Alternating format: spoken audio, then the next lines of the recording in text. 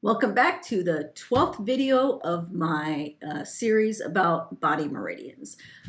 This is Desperate to Be Well, and we're going to be covering the location of the liver meridian. Real quick, before we get into this meridian video, I would like to share with you my philosophy about what determines whether or not a person can be healthy or not. I believe that all of us have what I call a DISH, defensive individual shield hypothesis.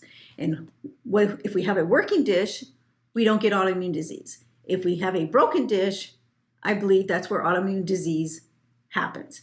And so in this book, Health Backwards, it explains how I discovered it, what it does, and how it affected my health, and what I did about it when it was not working.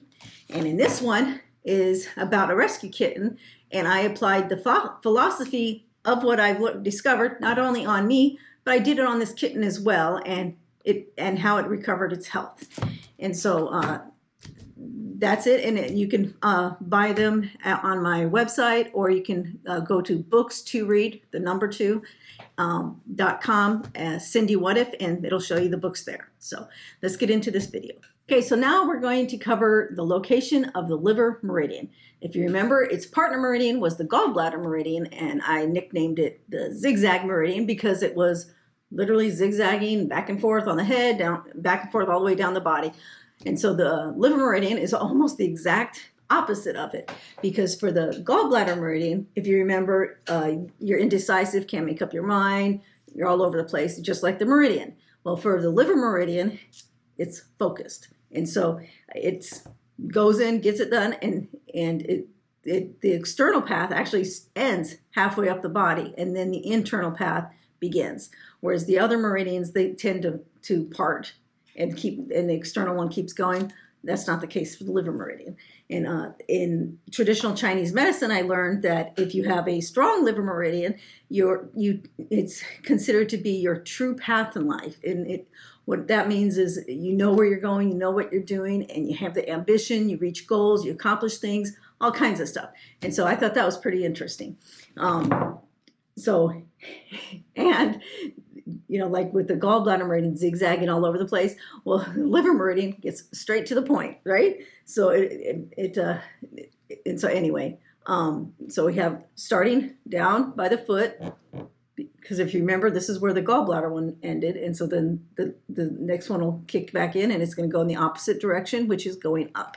And so the liver meridian will be going, and if you can follow it, it's the blue right there, and see how it curves around a little in the back right there, and it keeps going up, and then it's kind of like in the groin area, and it goes up like this, and it goes to your hip, and then it curves in, and it follows your rib a little, and it ends right there.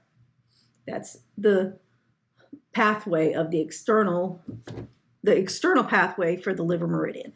And once it reaches this point, then it becomes internal, and it has, going to the lungs and into the brain and eyes and all that stuff. So but the main concern is the external pathway for this. And so if we wanted to use reflexology and like put oils or something on our hands or on our feet to go with the liver meridian, for the feet, it is the burgundy area right here that has the gallbladder inside of it, and then just that area right there. And then for the hands, it's the right hand only. And you can see it on the top of the hand, same color in this chart, or on the bottom of the hand, but it's just on the right hand. So there you have it for the location of the liver meridian.